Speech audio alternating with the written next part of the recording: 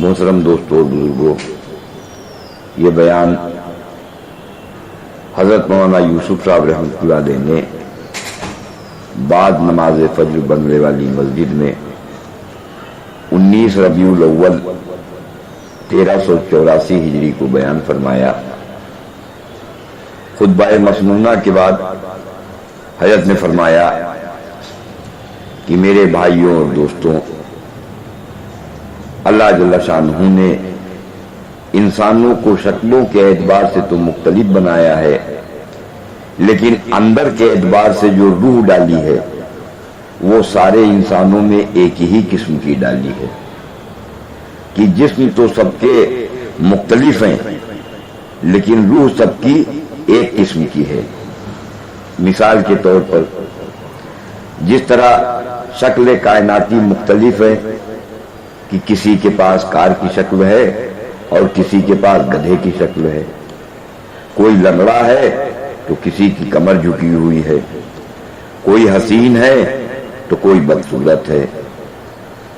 تو دنیا بھر میں شکلوں اور صورتوں کو اللہ جل شانہ نے مختلف بنایا ہے کہ سارے انسان ایک جیسے مکانوں میں نہیں رہتے، سارے انسان ایک جیسے کپڑے نہیں پہنتے، سارے انسان ایک جیسا کھانا نہیں کھاتے۔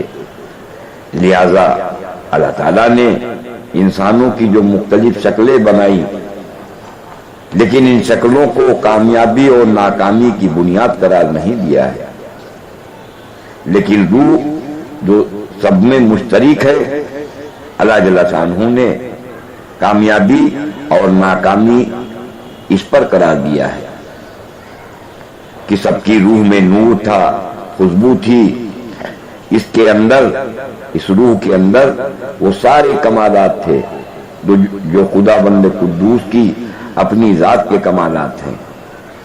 انہی کمالات میں یہ روح ڈبو کر بھیجی گئی تھی۔ اس میں نور علم، قوت، یہ سب موجود تھے۔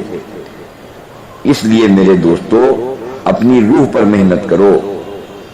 ہر لائن میں ترقی کے لیے بڑے لمبے چوڑے میدان ہیں۔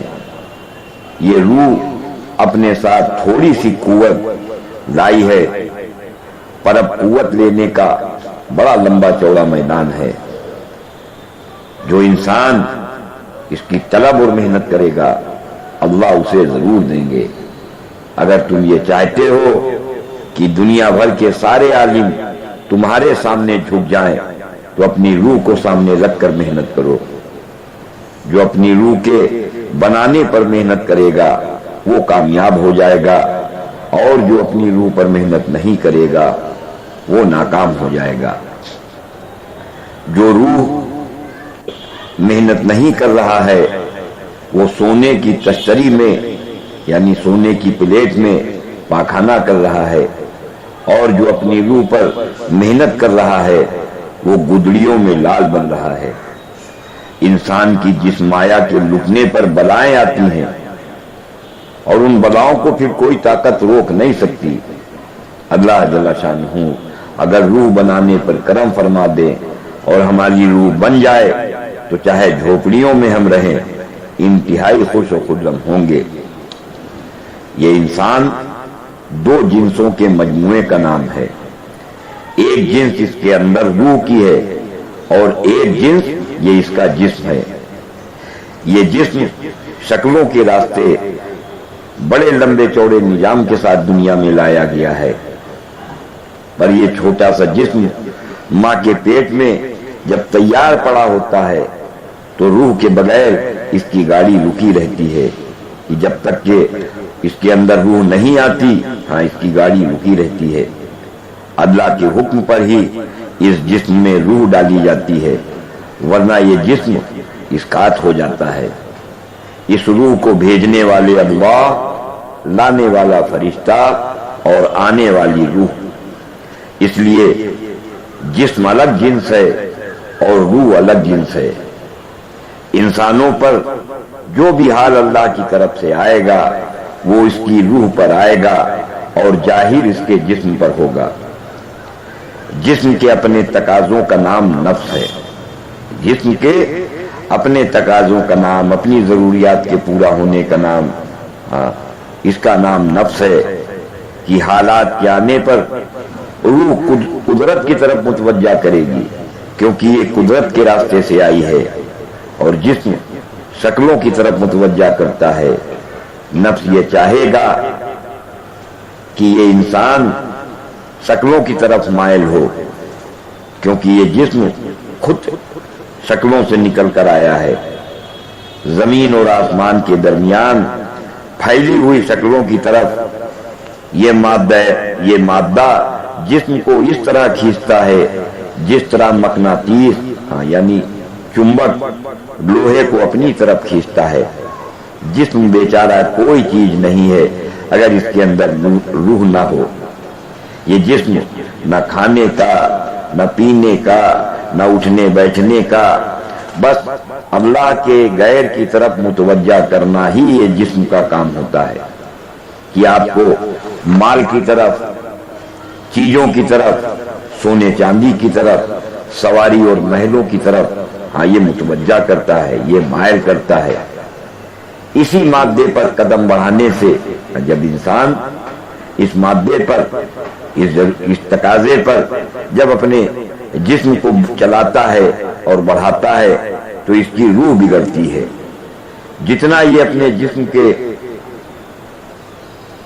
کھینچنے پر شکلوں سے امید کرے گا اتنا ہی اس کی روح بگڑتی چلی جائے گی۔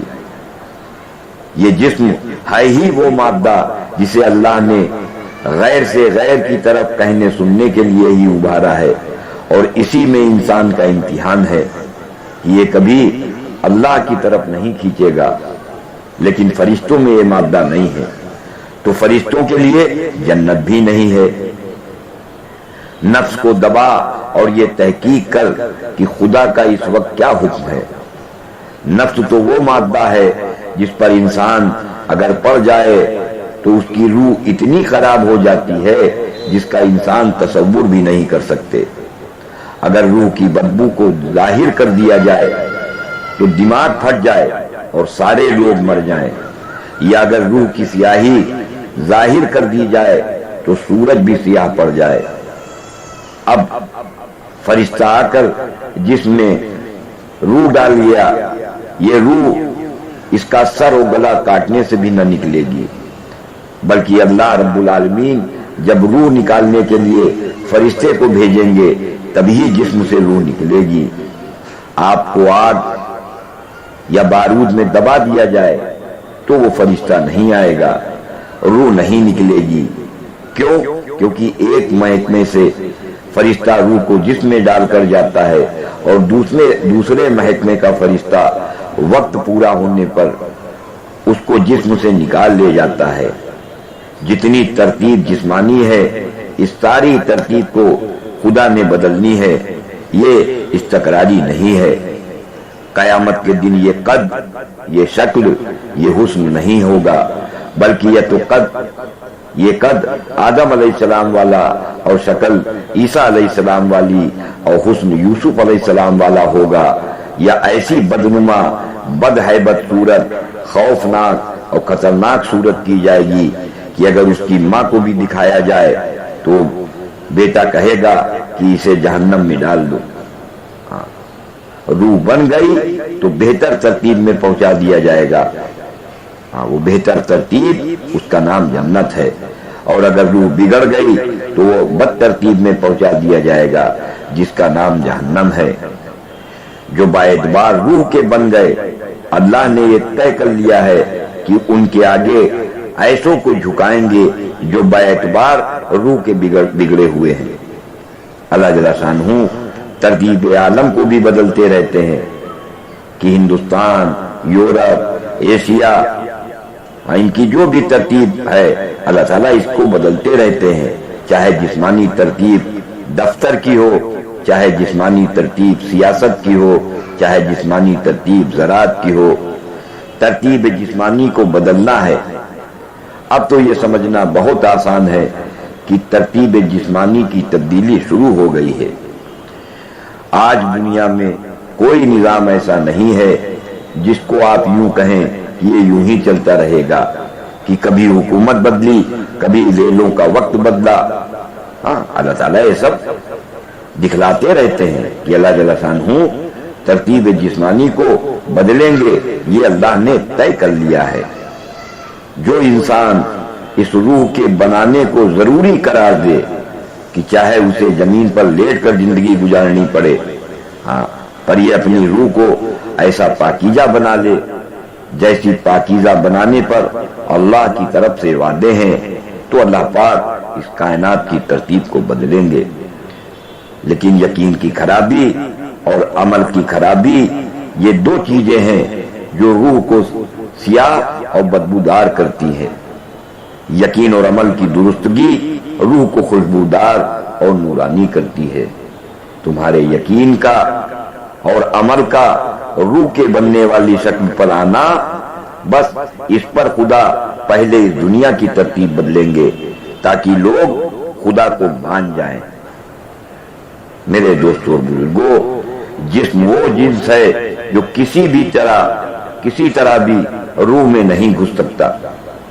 جیسے تار کرنٹ میں گھستا ہے، کرنٹ کے اندر تار نہیں گھس سکتا، اسی طرح روح میں کوئی چیز یا کوئی شکل نہیں گھس سکتی۔ دوائیں روح میں نہیں گھسیں گی، جسم میں پھیل جائیں گی۔ جو روح سے چلتا ہے وہ روح پر اثر ڈالتا ہے۔ تمہارا چلنا روح سے چلا ہے اور جسم سے ظاہر ہوا ہے۔ عمل کی تحریک روح سے چلتی ہے اور عمل جسم سے ظاہر ہوتا ہے۔ اگر ہمارے عمل روح کی لاش کے ہیں تو روح بگڑ جائے گی کہ پیسے تو تکیا میں اور بخل باہر، تو بس روح میں سیاہی پہنچ گئی۔ اگر قرآن کو سامنے رکھ کر تقسیم کر دیا تو روح میں نور آ جاتا ہے۔ اس روح کے بننے اور بگڑنے کے لیے اللہ نے کیا رکھا ہے؟ یہ روح کیسے بنے اور بگڑے گی؟ اس کے لیے اللہ جل شانہ نے قرآن عطا فرمایا ہے۔ قرآن پاک روح کی لائن ہے۔ تردید کرنے کے واسطے قرآن پاک میں عمل بتلائے ہیں کہ قارون نے مال کو سامنے رکھ کر اپنے کو استعمال کیا تو کس طرح زمین میں دھس گیا۔ قرآن کے اندر ان کی خبریں کہ جو لوگ جسم کی ترتیب پر عملوں کو کرتے ہیں، ایسوں کی تقریب دکھائی جا رہی ہے، اور قرآن کے اندر ان کی بھی خبر ہے کہ جو لوگ روح کی ترتیب پر عملوں کو کرتے ہیں، ایسوں کی تعمیر دکھلائی جا رہی ہے۔ روح کی ترتیب قرآن نے پیش کی ہے۔ تجارت کا، زراعت کا وہ طریقہ جس سے روح بنے، اس میں جسم کو سامنے نہیں رکھا گیا ہے۔ روح انسانی کا خوشبودار بننا باعتبار آمد اول کے اگر یہ انگلی کے برابر کمالات لایا ہے تو مرنے کے وقت عرش الہی تک کمالات پہنچ رہے ہوں۔ جسم کے بننے بگڑنے کے واسطے انسان عمل خود دیکھتا ہے کہ یہ عمل کروں گا تو کھیتی ہو جائے گی، اور یہ عمل کروں گا تو تجارت ہو جائے گی، اور یہ عمل کروں گا تو حکومت ہو جائے گی، اور یہ عمل کروں گا تو وزارت ہو جائے گی۔ جسم کے اعتبار سے چیزیں دیکھنے کے لیے اللہ نے سورج کی روشنی رکھی ہے۔ جہاں جہاں تک یہ روشنی چلتی رہے گی جسم نظر آئیں گے۔ اور ایک ہے عمل دکھانے کے واسطے روشنی، پر اس روشنی میں ہمیں روح دکھائی نہیں دیتی۔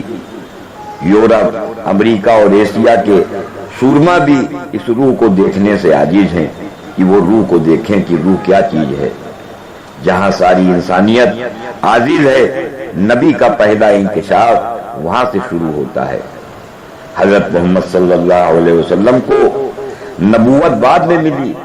پہلے جبریل نے اپنے آپ کو سامنے کر کے دکھلا دیا کہ میں اللہ کا فرشتہ ہوں۔ اب روح غائب اور روح کی لائن کے فرشتے غائب۔ ارے گدھوں، آج احمقوں، جھوٹوں، بدماشوں اور ظالموں کے کہنے پر ہم سب یہ تسلیم کر رہے ہیں کہ امریکہ اور روس ہے، حالانکہ میں وہاں نہیں گیا ہوں۔ تو میں حضرت محمد صلی اللہ علیہ وسلم کی خبروں کو کیوں نہ مانوں؟ جو محمد صلی اللہ علیہ وسلم بتلا رہے ہیں وہ ویسا ہی ہے۔ کتنے ظلم کیے ہوں گے، خون چوسے ہوں گے، زنا کیے ہوں گے، عصمتیں لوٹی ہوں گی۔ جب ایسے لوگوں کے کہنے کے باوجود ہم امریکہ اور روس کو ہم مان رہے ہیں اور اسے مانا جا سکتا ہے، تو حضرت محمد صلی اللہ علیہ وسلم کی خبروں کو کیوں نہیں مانا جا سکتا کہ یہ کائناتی نظام فرشتوں کے غیبی نظام سے خدا چلا رہے ہیں۔ گلے کے ہر دانے کے ساتھ ایک فرشتہ لگا ہوا ہے، پانی کے ہر قطرے کے ساتھ ایک فرشتہ لگا ہوا ہے۔ کسی چیز کے بارے میں انسان کو نہ معلوم ہو تو وہ بتلانے والے کی بات کو یا تو مان لیتا ہے اور یا پھر انکار کر دیتا ہے۔ جس طرح چیزیں سورج کی روشنی میں نظر آتی ہیں، اسی طرح عملوں سے روح کا بننا اور بگڑنا یہ اللہ کے نور سے نظر آئے گا۔ جس طرح کلام پاک مخلوق نہیں ہے، اس کلام سے نکلنے والا نور بھی مخلوق نہیں ہے۔ جو اس میں سے نکلے گا گدھے سے لے کر بادشاہ تک دکھلائی دیں گے۔